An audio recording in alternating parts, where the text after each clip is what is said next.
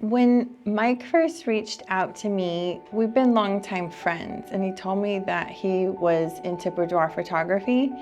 It took me 2 years, I think, to take him seriously. I was nervous because he was a man and because I knew he was a religious man.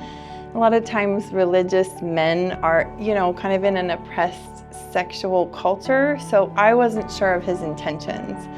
And I wish I had listened to him sooner, because once I started actually engaging in conversation with him, I realized it felt to me like he was really in it for the right reasons. And that really mattered to me. Doing photography with somebody, especially this type of photography, I wanted to know that he really understood that me doing this was like one of the most courageous things I could ever do, and that I didn't want to be seen by the photographer as a piece of ass. So I talked to Mike. We actually went out to lunch for our first consultation, and I heard some of his other stories. And when I heard emotion come into his voice when he talked about, women going through this process, and moments where they cried, and moments where they realized they had never felt so alive in their body and stuff, I was just like, I have to have this experience that he's describing. And it was amazing. So building up to it, I was just excited. I really like getting my pictures taken. I kind of have always been that way since I was a little girl. But then as soon as we got there, I was petrified. It was kind of traumatic. I felt trauma in my body. And there was this moment, and Mike said normally he would have kind of guided someone a little bit slower, but we got to this field and there was fog all over the top of this golden grass, and the grass still had pogo nip on it, and so it was glistening in the sun. So there was sparkles and fog, and he was like, I think this is the one where you need to get totally naked and grab this scarf and run around in this field. I was like, this is the moment. And I felt like all the blood ran out of my body, and I was just like, okay, I'm here, I'm doing this. I had to do a lot of self-talk during that time. I even would say at times, I need you to hold on a minute, and I would get down and touch the ground and try and use the ground to ground myself. And then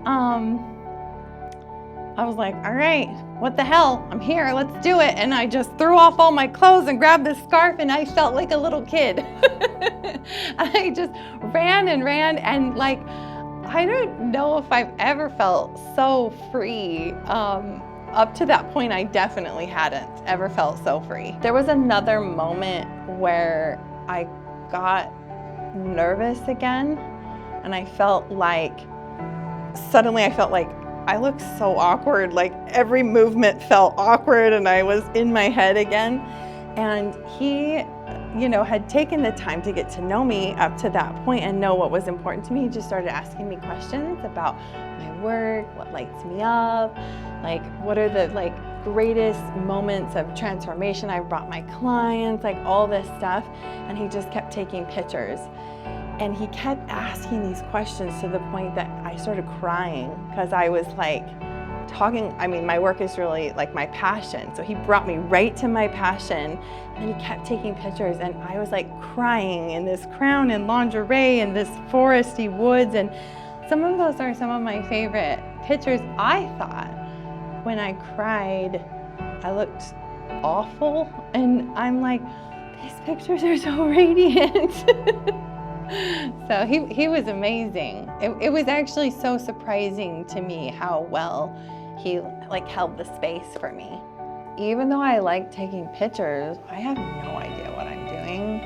And he's worked with enough professional models and things like that, and he knows how to get things at the right angle and stuff like that. I've had 4 kids. My body is far from perfect, and I really didn't want like a ton of editing. I didn't want it to feel super fake or like, oh, here I took these pictures and this isn't me. And so he knew that, and he posed me in ways that, you know, so that my tummy wasn't like the main focus, or just different things like that that really just made all the pictures so amazing. If you want a transformational experience with Mike, like that's what he brings.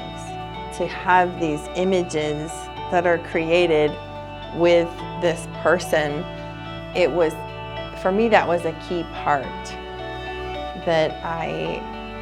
It was meaningful to me that it was a man, because I have had so much trust issues with men.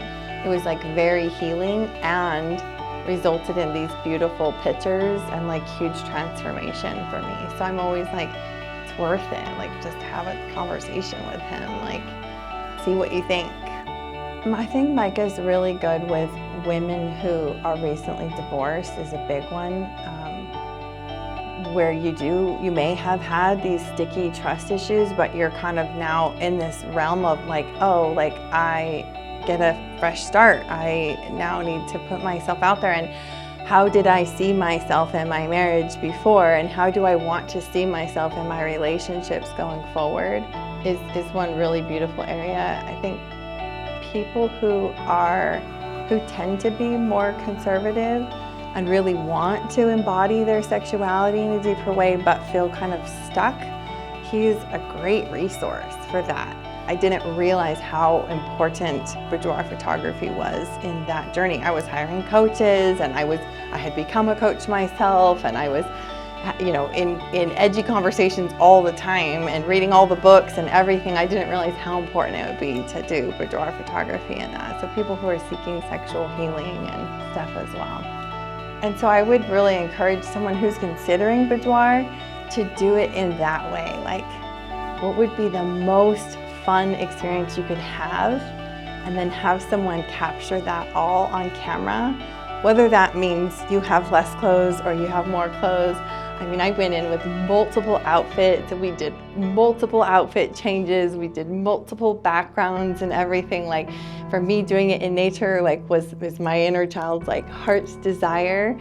So it really is that opportunity to be like, well, if you could create like the funnest experience, what would you create? And Mike's all for it. He's like, okay, great, how do we create that?